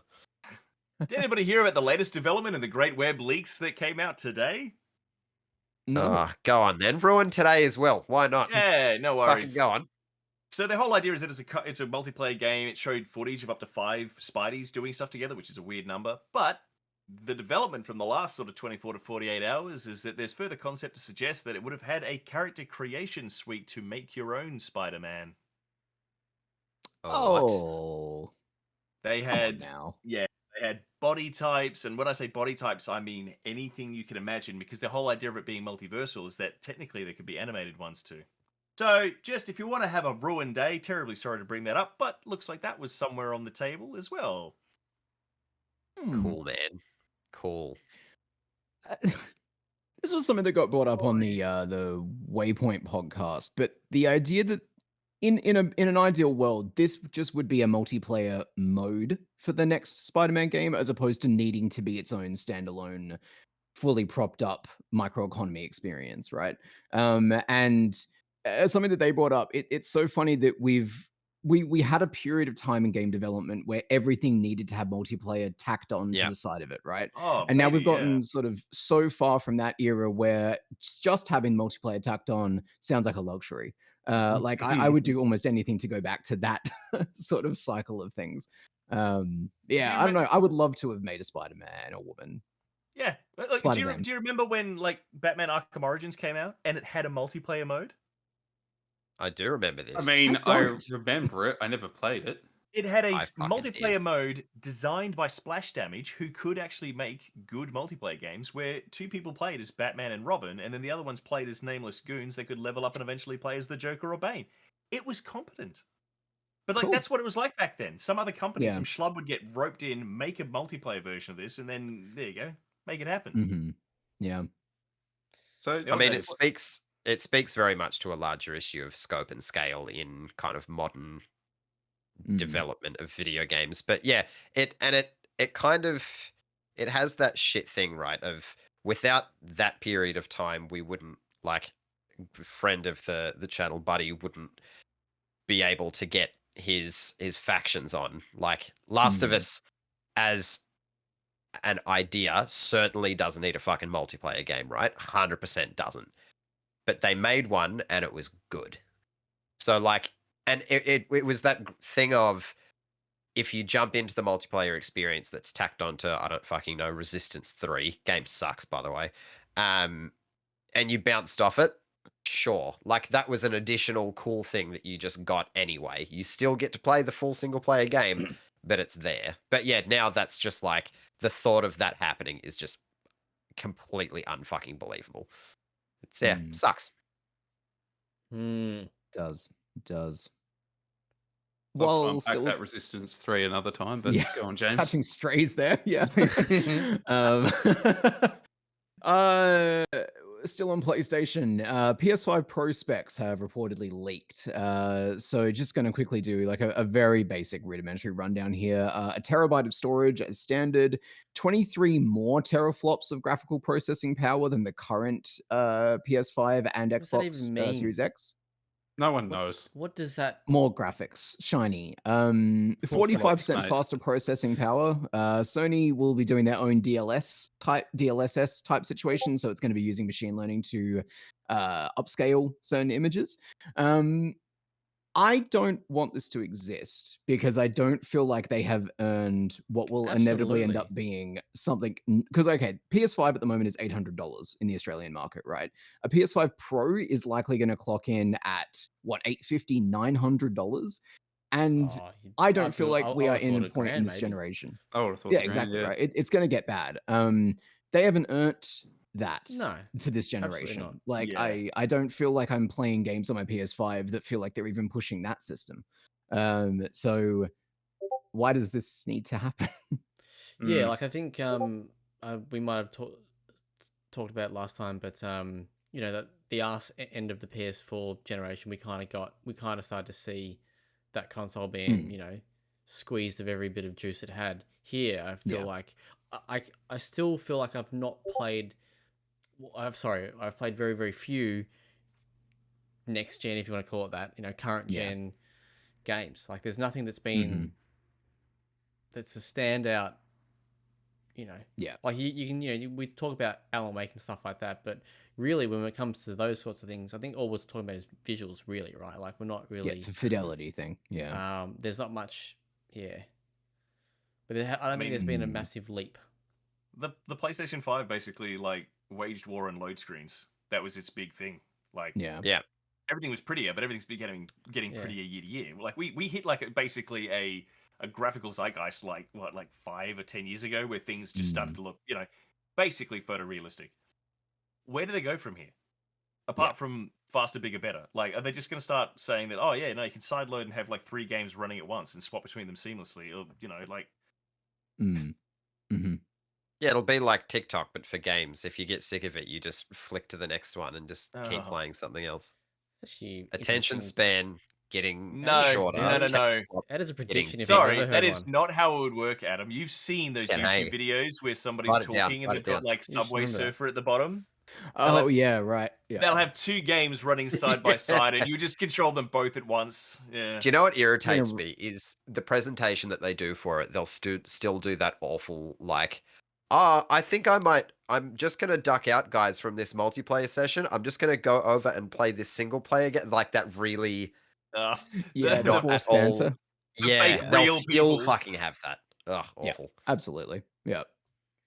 They should just yeah. commit to getting real people to do it and then just bleep out all the slurs.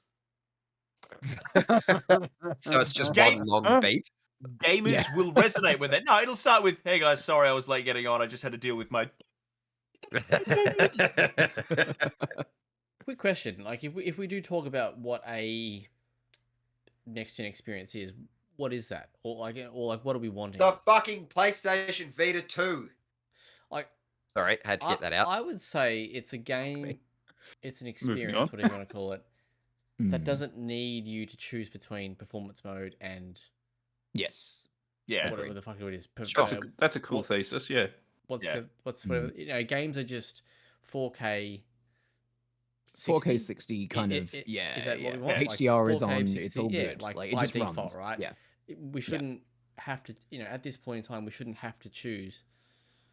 Yeah. Well, like, wasn't that the whole thing about this I generation? feel like really? that Is was it- the premise of the PS5 and the Xbox It was, Series X, 100% right? it Like was. 60 FPS, 4K, you're gonna have it all, and then suddenly it was like, okay, now I have to tweak between two kind of janky versions of the You same get game. performance or fidelity. It was Both. also like the first game developed, like the first games specifically developed for next gen. That happened. It Mm. wasn't like Yeah. we had it for a little bit, and then it was just PS4 games did Yeah. that. Then the first PS5 game came out, and they were like, "Oh fuck, yeah." No, we oh, had they nailed Demon Souls, and she was all downhill from there. yeah. Like Because I she was remember good out of the playing like gate. Oh man. Ratchet and Clank, and it was Ratchet like, and "Hell, we Clank, can't boys. do that." Rift Apart. Come on now. Yeah. It came to PC So eventually. That's two. Yep. yeah. Did Returnal? Oh, okay, you got three. Yeah. Is that okay. 4K 60? I feel like that had I modes. think that had, I think that had graphical, like, Okay. Okay. that had fidelity as well. I'm pretty sure. Anyway, It was- let's. Mm. Yeah. let's, Anyway, we, yeah. we can, bummer. Don't we'll want chat it. more about the Pro when it actually. Yeah, when it becomes official, exactly right. we can skip this next one, surely. Oh no, we can't. Don't Adam, I do need me to like turn the this. screws on you. Sony pauses production on PSVR 2. Fuck me. So if I have a this is fucking rough. bone to pick about yeah, the go on, Vita go on. situation, if I have, Oh, of because course. Yeah. a wonderful, because Yes, please. everything ties back to the Vita in one way or another. If you look closely enough, everything's about the Vita. Yeah. The reason that handheld died, the hardware, fucking fantastic. What a great little machine. It had the back touchpad, it had a great OLED screen. It was such a great little bit of hardware. But you couldn't play dick all on it, could you? Because just you could play the one generic third-person shooter that was on it, and you could play what I did, which was Hotline Miami, which you could play on just about everything else. What about Uncharted? Sony is so Drake's Fantasy or whatever it's called. yeah, it was fine. Oh, It was don't. Okay. it was fine. Golden Abyss. Golden Abyss, sorry. Sony has Dustin? this great track record of going like, hey, this new cool bit of hardware or peripheral or whatever it is, it's great. Or what? You'll love it. What are you going to play on it? Mm. Yeah. Fuck me. And Can you it's spell that just for me? happening again. This ties into the PSVR 2 headset, like that leak rumor recently that it was going to be made PC compatible. Yeah, there was talk Maybe? that it might start working. Jesus. With Yeah. PCs. Please soon, if this Yes. if this report is So what is anything to go what is by. the actual? yeah, sorry, go report? for it because I completely interrupted. Oh, with moving it around. basically just that, and this is coming out of Bloomberg, and I think Kieran also put this together. I just ripped it straight from Press Start, good mates, you know. Shipments, Kieran. not sales, of the PSVR 2 have reportedly declined in the years since the PlayStation VR 2 launched, from nearly 600,000 units in Q1 2023 to around 325,000 in Q4. And that's just shipments, not even sales. And like Adam said, right, this is a great bit of hardware and there's nothing to play on it. And on top of that, it's fucking expensive in Australia, like yeah, so especially. yeah. It is yeah. rough here. It's a shame, you know. I just think the VR bubble's kind of effectively, it's not even popped, it's reached its audience, right? Like the people who want it have it. Yeah, I And- kind of agree with you there, but the thing that I think is different is that the VR bubble doesn't really hit bursting point because it's still such an inaccessible piece of hardware simply because of the price. Yeah. It cannot have mass adoption. What It is can't. the meta Mhm. though? Like, what's the question? I was about to say that the Meta Quest is the answer to that. Yeah, Just like I was- absolutely, yeah. I think maybe console VR is just, which I think is why Yeah. Xbox got out of the Yeah, HoloLens Core. or whatever the fuck it was called. Oh my god, I Um, forgot that existed. HoloLens. You can play Um, Minecraft in your living room. People already do that. I'm touching the PlayStation bricks. just seems to be on the wrong side of every trend that they chase at the moment. At the moment, yeah, I don't know what is going on with senior leadership, but it does seem Live like every service. choice they've made over the past 5 years is a Open fucking world nightmare. Rise of the Ronin, fucking VR Yep. 2. Like, I think from day one, VR2 was a fucking nuffy idea. Like, No Vita 2. Jim, like Ah. your old mate's legacy is fucking, it's tainted. Cooked. He is cooked. Yeah. Shit, But when he Vita means dies, life, I'm gonna make Ryan so means much death. money. Like, did anyone want VR2 really? Like, did anyone, like, outside of a handful of people, who wanted Can't this? imagine so. No. I But mean, then And it again, was- no backwards compatibility. What are you doing? Like, there's Yeah. so few games to play already. Like, that was a critical error. Yeah. Yeah. Like, And then just shutting the studio that Yeah. fucking made games for you. Yeah. It just seems like they constantly do this of they give you this new thing and then they go, why aren't you playing it? Like they didn't. Like if you don't fucking support something, what Mhm. you're not giving anyone a reason to show up for it. It's just and as Yeah. they I don't develop learn. more and more of a track record for this kind of thing, it just means that the people who used to be like optimistic adopters stop being optimistic adopters because then it's like, Mm. there's no What's the point. Yeah. There's no point. Mm. Hot new Yep. thing will be nothing in like 2 months. Did they Fucking Mhm. when you have the was it the fucking PS Plus games monthly? Do they give you a VR game? They have Well, there's probably not enough games to go Once. around, is there? They did for a while, and then they right. ran Ah. out. Like, yeah. No, I legitimately Yeah, there's like remember. 4 of them, right? So That's I true, legitimately though. remember that they did it, and it was like it was a recurring thing, and then it stopped. And looking into it, there was like all these news things that just says like there's nothing that reached the criteria what they could add as a PS Plus title. Like it has to have like this much age, this much adoption, this much, and then they add it. And it was just like there was nothing left. Yeah. Mm. Mm. All right. Well, speaking of things that aren't trends, Helldivers 2 has apparently sold 8 million copies and doesn't seem to be slowing down. I read somewhere that like Sony was like, yes, we're very happy. Like, yeah, no shit. Like, Yeah, yeah. The Yeah, no. the more interesting side of that is that there are economists who are actually looking at this going, it's actually amazing that they keep trending upwards. Like Mm. basically every product sold since the beginning of fucking economics has had the same sort of initial adoption, slight rise, and then plateau. But Helldivers just keeps sort of trending upwards, and they're just reaching a point of going, who doesn't own the game yet at this point? Is it just peer pressure?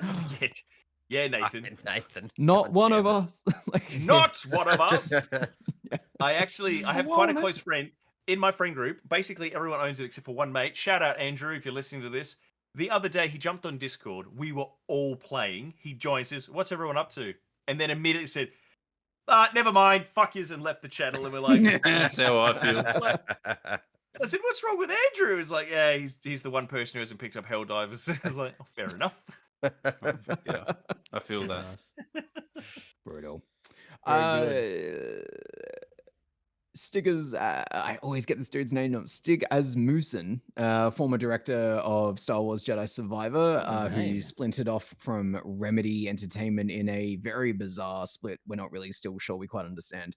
He has formed a new studio called Giant Skull. Apparently, they are working on, and I quote, building gameplay-driven, story-immersed action-adventure games set in captivating worlds. So God, that's nothing, is it? it's nothing that at could all. be anything. That could be a Any match video 4 game. game. Like, Yes, yeah. exactly right.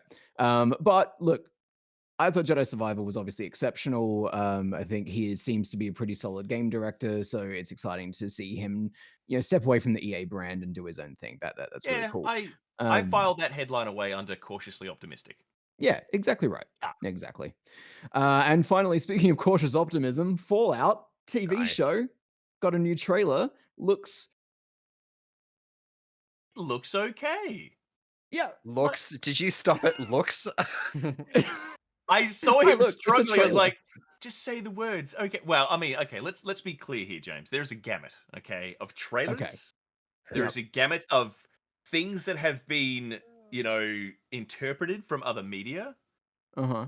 As far as thing that is trailer for TV show interpreted from beloved series that has a very particular theme and such and such and such and such, it do okay. Like, Hmm. I personally expected nothing. I am not a Fallout fanatic. I'm not. It's always been one of those things that I'm more interested in the world and the minds that came up with Fallout more than I am Fallout itself. Because it, like, Yeah. its history means that it was a very unique concept back then. So you'd have a beer with Todd Howard, is what you're saying? No, get me with the Obsidian boys. I wish it was going beyond the scope of Bethesda Fallout because I have I rich, agree. cherished memories of the old games, and I don't think they're going to get a shout out. I also don't think that the show that Oh, you want look, to watch would I- have mass adoption, but Is I'd that our watch it. boys That's over true. at Yeah. Shiny Entertainment? No, Shiny Interactive. Is that them? I don't know. Nathan, though, I do guarantee you that in that first episode, at least someone's going to be like, "Oh, the water chip," and that'll be it. That'll be your shout out. You know? Did you play the Um, first game? Oh, you're covered. yeah, like wink. Yeah, no, I don't know. I think it looks like Fallout 4 DLC. Like it's You couldn't have Fallout by killed me. way Oh. of theme park. a little bit. See, that last bit that you just said is how I feel about it. All of the trailers so far seem like fan-made YouTube trailers where all of the comments will say, "Give them a budget and let them do it." Yes, That's exactly what right. Exactly. That's what it reminds me of. And And It's the Unreal Engine remakes of Ocarina of Time. Like it's that like this isn't Yes. what you want though. Like it's what you think you want, and then you watch it.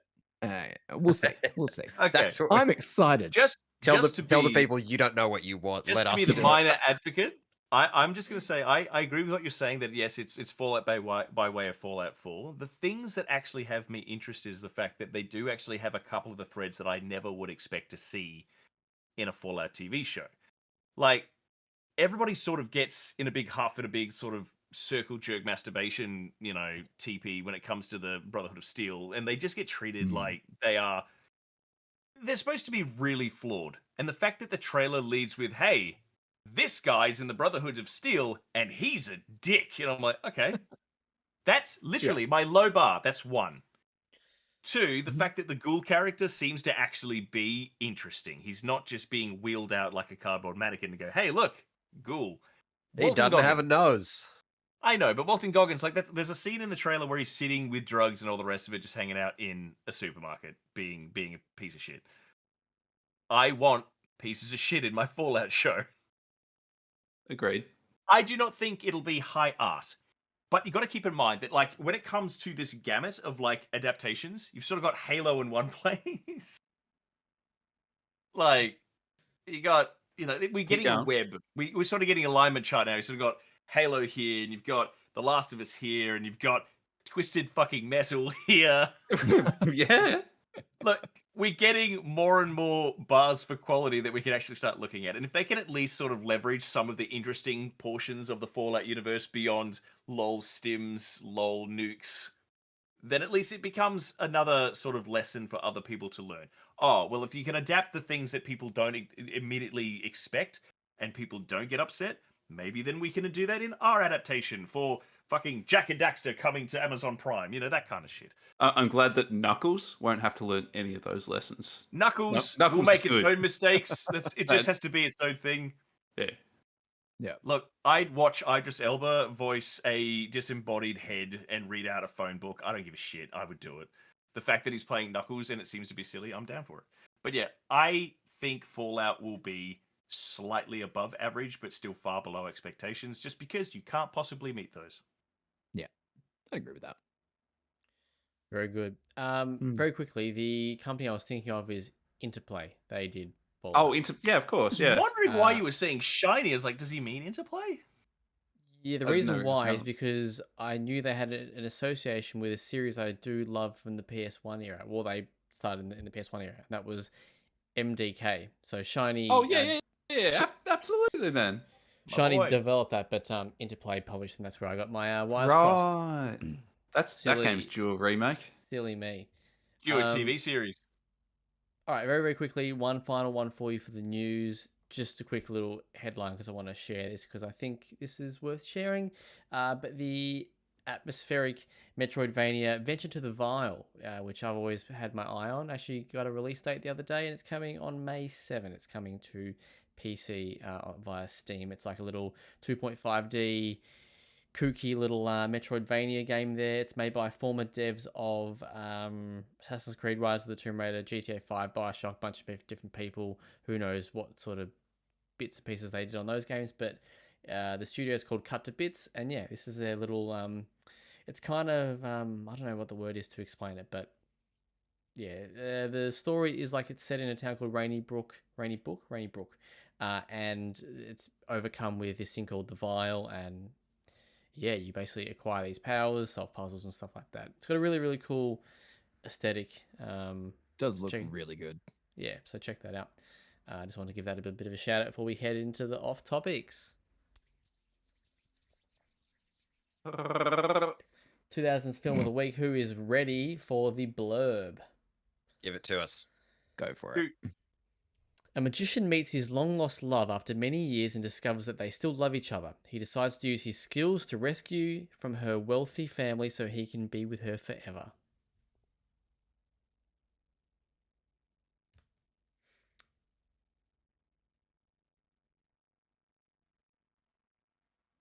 Let me We're all biting at that, aren't we? let me give you one more. I'll give you this is a Rotten Tomatoes blurb now. A masterful magician named Eisenheim vies with Crown Prince Leopold of Vienna for the hand of noble woman Jesus. Sophie, the girl he once loved. He brings his Edward considerable Norton. powers. It's the illusionist, yeah. Edward It Norton. is. It is. Yeah. Good. Hold on. I was thinking the Prestige, but I was like, no, it's definitely not the Prestige. Yeah, that's I also always where get I them went Another two one. confused. I love that it is. Ash. Just Edward Norton. Edward Norton. Uh, Look, if you come down to magician Actually- movies, it always is who was the magician, all right? Ash is rocking a bit of an Ed cool. Norton illusionist fucking goatee going on right now. I trimmed it the other day. I'm proud of you. Oh. 73% on Rotten Tomatoes. Fuck. Really? Yes. Came out in 2006.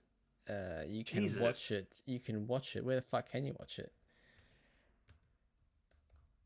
Where to watch? Love that film. I'm actually Stan, or Prime, or you can rent it on Google Play or Apple TV. I finally cancelled Stan. I set myself free. Yeah. For you, man. Good for For you. you. $17 a month. No. Jesus. Is that what it is now? Yep. Disney Is Plus it- just went up to $18 a month as well. Jesus. Fuck me. It's This was bad. always the plan. They get the adoption and they just Just push Yeah, it the just a pig, yeah. little more. Yeah. Is it Netflix going up again this year? It is. Just Yep. get Come Yep, on. yep, get Hubble, James. I'm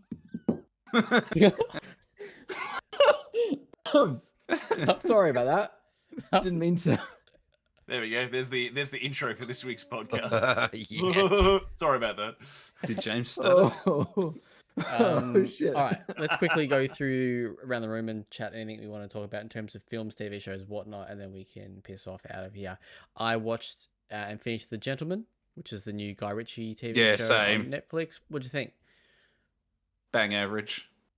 It had no reason to be. Mm. And it wasn't Guy Ritchie didn't direct it, he produced it. So it was just Oh, did pale imitations of his style. Right. I can't remember what I just knew that his name kept popping up. And the plot was MacGuffin's central. Every episode was how can we get the characters to do dumb fuck shit to pad the season out? It was fine, watchable. Quite like the Yeah, main guy. watchable. Um, Oh yeah, yeah. Hated- Theo James or whatever his name is after Hated White Lotus. hated the ending. I thought Yeah. that last final episode was fucking like what a waste of everyone's time. Because it turns out it was just an origin season. Yeah. Also We're all watched setting up for the real show. watched The Conference the other night. Horror film on Netflix. Might be subtitles. Can't remember anymore. They all kind of feel the same to me now. Actually, now I want to know. Did it have subtitles? It was highly rated on the old RTs. Did you highly rate it though? No, did not highly rate it. Hmm. Classic. Classic me, eh? Yeah. Can't even tell you if it's fucking subtitles or not. It's definitely got that. It's got that flavor. Okay, that's definitely not the right film. Anyway, someone else carry on, and I will let you know about. Asked. I paid Yep, go money to ahead. go see Madam Web. Oh boy. Oh yeah. How was it? Fucking why? I wanted to be a part of the moment. I didn't want Yeah. to miss out. It wasn't Adam! even ironically a moment. Oh Adam. my god. It's so Nathan, you you let us know how shit the film was. I still didn't feel adequately prepared for how You're- shit it You was. You are can't. It's on another enabling level. Sony now. Like I know. I'm part of the problem. I'm fully aware of that. But holy fuck, that is a shocking film. How good is the Britney Spears scene? None of it makes any sense at all. It makes a lick of sense. Nah. It only exists for its trailer. Like, if you watch Yeah. the trailer's a thing, and the movie is not a thing. I think my favorite moment is when she's at like a scene where people have been injured, and Ben Parker is wheeling someone on a gurney into an ambulance, and for no fucking reason, she just goes, "Check the abdomen," and he goes, "Internal bleeding. Good catch." Yeah, yeah. Like Just- fucking what? Her web connects them all, man. I don't know what all my you need to know. What about It's the painful. great responsibility line? Oh, dude. I was like, they didn't. Did they? They did not. When she went to Peru in 2003, even though she was wanted for triple kidnapping, in 2003. Okay, Cool I'm thing. so excited to see this full movie. Yeah. it's fucked. It's so fucked. It's just garbage. we are I feel so enabling sorry for Sony those now. actors. Yeah, at least the one good thing to come out of Madam Web is just the fact that old mate Dakota can just be like incredibly direct in how much he dislikes the film. Yeah, it's awesome. He got done so fucking dirty. I'm surprised that she didn't come out swinging harder. Yeah, she's a gem. That fucking ending, man. That's like seared into my memory. The fact that Fuck. the theater just erupted in like laughter, but not like happy laughter. Like, I cannot believe you fucking done this. I just love that the villain gets killed by product placement. It's so good. It's like death by Why the fuck Pepsi. is he in a Spider-Man suit? I don't know. It I looked don't good in know. the trailers. It's so fucked. Fuck that movie. But outside of that, I'm up to episode 650 of One Piece. So look at me Yeah, go. boy. I'm Cool, up you to only have, like- 810. Yeah, you still have like Oof. 800 to go, maybe conservatively. I'm over Yeah. halfway now, baby. He's I'm got like getting it done. 500 odd, maybe. Couple more months, I'm there. Yeah, man. We'll get there. We'll cross that line together. Very, very quickly, the Nathan? conference is Swedish, if you were wondering. So thank you. Was I that love that you Cool. can't remember if you were listening to it in English or a foreign language. Yes, Yeah, that's such a good very point. telling. No, I think it's just because I'm so used to subtitles now. I just I am too, and I've never had this issue. yeah. Well, it wasn't an overly interesting film. Do you just watch these films on mute? Like, I I watched one on smashed out a TikTok, few mate. movies. Sorry. Oh god. I went back and rewatched the original Omen. Still holds up. Fantastic. it's great. It's so Hell fucking yeah. good. Yeah, really, really fun. The trailer for this new one looks Underwater? great too. There's a new Omen. Underwater. I don't know Yeah. if it's technically a part of the Omen, but it's called the first Omen. It's got the Scream Queen from the Shyamalan series on Apple TV, whose name I can't think Really? of. It looks Huh. the goods though. And it's Alright, directed I'll look by this up after we're done. Shyamalan's daughter, or Shyamalan? whoever it was, who's brilliant. Okay, nice. Yeah. I'm getting the facts all fucked. Underwater. Kristen Stewart. Underwater horror movie. Has anyone seen this? I have. No. Don't see it. Yeah. Oh, Yeah, sounds- it bored the sounds- fuck out of me. Curses Yeah, sounds bad. truly. No, I love Kristen Stewart. She's great, but this was not a good film. Are you If you, excited if you for Love don't Lies like her, Bleeding? watch Spencer, and you will. Spencer. Now there's a fucking film. Poor Things. Yeah, me too. I was hoping we were going to do this. You didn't? I fucking loved it.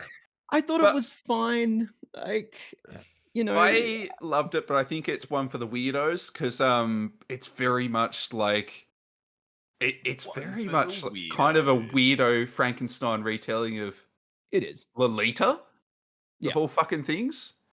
And I Yes. like Lolita, even though you're not supposed to say that. Mm. Yeah. Jordan, Also, clip that. We can use it against him. it's old The Lanthimos. police will be Yorgos calling. Hello, Lanthimos. is this I Nathan fucking- of WellPlayed? Yeah. You're coming down to the station. Yeah, it's the dude that did like The Favorite, The Lobster. These Look, films I are fucking loved The brilliant. Favorite, to be Yeah. fair. Like, I really, really liked it. I love Emma Stone. I like everything in theory about this movie. I think the act of watching it, though, I paused it at one point and I had an hour and a half left and I wanted to throw up. So, Really? you know, did not I care for couldn't this look movie that away. much, I'll be honest. But yeah. Oh. And finally was, Asteroid City. Nah. See, I really liked Asteroid City. I don't care for Wes Anderson's latest few films, like The French Dispatch as well. I haven't Whatever. seen it, so Yeah, I haven't seen but I have heard it's It's divisive. so self-indulgent to the point of Mm, being off-putting. gotcha. Asteroid City, I thought was charming though. I liked it. Yeah, really charming. Also, like Margot Robbie's in it for 2 minutes and delivers a performance better than the entirety of Barbie. It's absurd. Loved her in it. And also Scarlett Johansson, who I know as a person is a bit whatever, but when she commits to something, fuck, Oh, she's yeah. incredible to watch. She's excellent in Asteroid Yeah. City. I really Mhm. liked her in that. Yeah, Mm. good stuff. Movies, I like them. I always have these little moments where I like rediscover that I like movies, watch a bunch of them, and then don't do it again for months. So Love it. Question for you. The next one on our list to watch is a film called The Passenger. Have you heard of that? Blumhouse? Highly rated. is that the one with Jennifer and Chris I Pratt? know which one you're thinking about. Yeah, no, No. that's I think that's It Passengers. is very Passenger. not. Okay. Yeah, and Cool, that cool, one's cool. fucked up. So Yes. I'll read the blurb to you and you can kind of go from there. But yeah, it sits on 81% on the old RTs. Mystery, thriller, and drama. 1 hour and 39 minutes.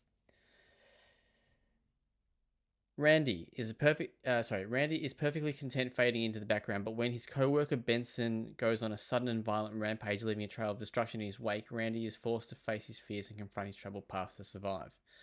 Not actually a very, very good blur, but you watch the trailer, I think you'd be impressed. Check it out. All right. Looks I'm very, very keen to watch it. There you go. All right, Mr. Whaling, Mr. Hennessy, you guys got anything to share before we wrap it up? I have run it. I've hit it out the park this year with reading. Like I'm probably averaging a book a month, Hey. which for Nice. me is like Nice. excellent. And has anyone here had anything to do with the author China Mayville? Don't think Not so. ringing a bell. Adam, We did met you each ever other at read? a supermarket once? Did you ever read the New 52 series Dial H for Hero? Yes, I fucking love that. So Absolutely. that dude is primarily like an author of really weird fiction that gets a lot of awards.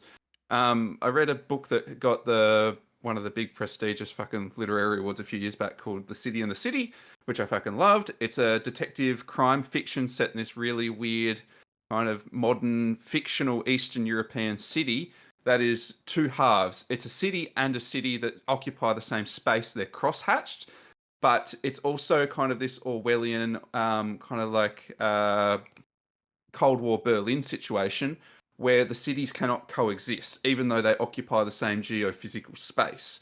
So you can look across the street and see directly, you can see a building, but that building belongs to the other city, so you have to unsee it. Everyone operates in the same city and they have to learn to drive around one another, walk around one another. If you see into the other city, these cities are like mortal enemies, weirdly enough. You get taken by this kind of like paranormal, almost paranormal, that mysterious police entity just comes and like abducts you. Like it is illegal to have any association with the other city. So this crime occurs, this murder occurs, which looks to have originated in the other city, but the body has appeared in the city of the detectives. Now he's got to navigate these two worlds that coexist. And it's really cool how they both have their own like languages and culture, but they're both in the same kind of area, and how they navigate that. And it's just a fucking fascinating book that's really well done. What is that called again? The City and the City. Excellent. I'm in. That sounds great. It blew me away. I couldn't put it down. You know, it's a straightforward crime procedural, but the weird kind of science fiction-y-esque Cold War city within a city that's wrapped around it plays it so well.